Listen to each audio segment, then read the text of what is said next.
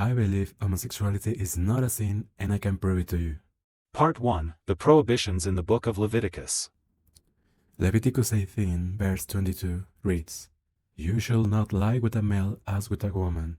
It is an abomination."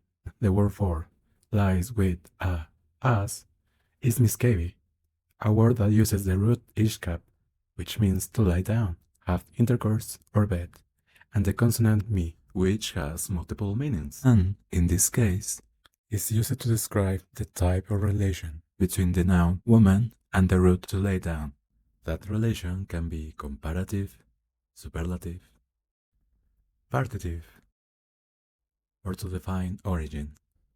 However, this exact word is used in Genesis 49:4, and the relation it describes is of ownership, and applying ownership to have intercourse refers to a right, the right to have intercourse due to their union, like marriage, which is not extended to the ownership of the partner, or the man in this case. Use ownership to exercise said marriage in the way they both agreed upon.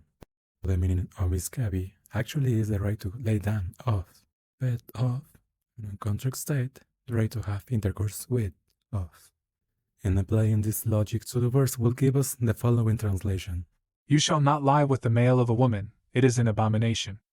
Then, this verse becomes an admonition against adultery and not homosexuality. But if that's the case, and if polygamy was the norm, and at the time men could have chosen any way they wanted, as long as they were single and not related to them, or their partners, how is this adultery, or a transgression? That's when chapter 20 verse 13 comes in. However, this verse also uses miscavi, and applying the logic of it results on this. If a man lies with the male of a woman, both of them have committed an abomination, they shall be put to death, their blood is upon them. Now, with this new translation, it becomes clear this verse is a continuation of the previous three. They all start with the same noun, a man, who takes somebody else's partner, and the punishment is always the same. This type of arrangement forms the literary tool of the list, which is often used to organize and contextualize information in the priestly narrative. In this case, by putting the married man in the position of the receptive, like the rest of the woman, it introduces two possible scenarios, where he either walks away of his current commitment with his wife as the head of the household and submitting to another man, or the married man trying to bring her as an extension of himself, for both to submit to the other man. Either way, it's a breach of contract in the form of the marriage on which the woman agreed upon, which is for her male to be the head of the household. And since the word for lies is in imperfect present, it implies the intercourse could have happened more than once, or might still be happening. So it involves household formation, and not only about stepping over somebody else's rights, as a one-time offense. And the crime of the active is not only stepping over the women's union, but interfering with the patriarchal lineage, something that would lead to frictions and fights over the protection and defense of their status and authority. So, I dare to say, this verse really is a condemnation against adultery, not only by taking somebody else's partner, but for abandoning the current agreement, and not homosexuality. In fact, the precision of the text opens up the possibility that at the time, a married man could have clung to a single male as long as the power dynamic were as he would have taken a woman. Maybe something not well seen, but not against the law. And at the time, the concern on power dynamics, the position and status of the head of the household during intercourse was present even on heterosexual couples. Way.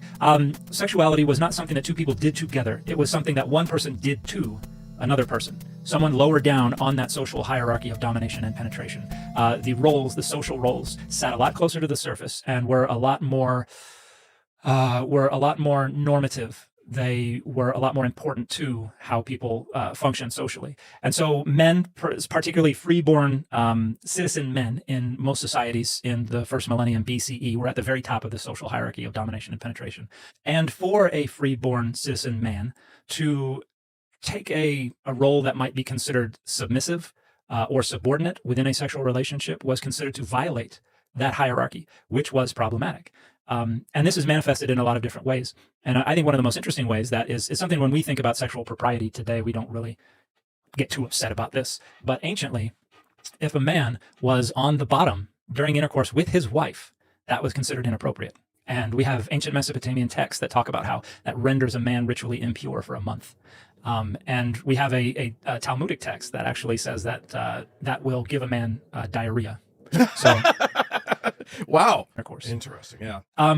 The other thing to note about the next passage that talks about bestiality is that the only passage in these two chapters that prohibits women, or that prohibits the sexual partner that a woman can have, is the only passage that refers to a sexual partner that could possibly be below her on that hierarchy of domination and penetration. And that's because that sexual partner is an animal.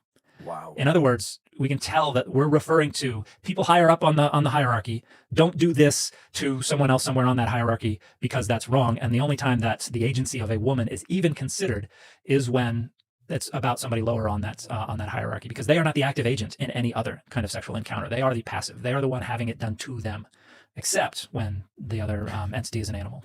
Wow. So it clearly that hierarchy is in play here. Yes. Yeah. Which means lesbians, you're totally good. And there's a stream of Jewish thought that has no issue with female same-sex intercourse. Interesting. But what about the letter to the Corinthians? Was that the result of an homophobic man? Or a reasonable change in the law? Neither. But that's for part 2.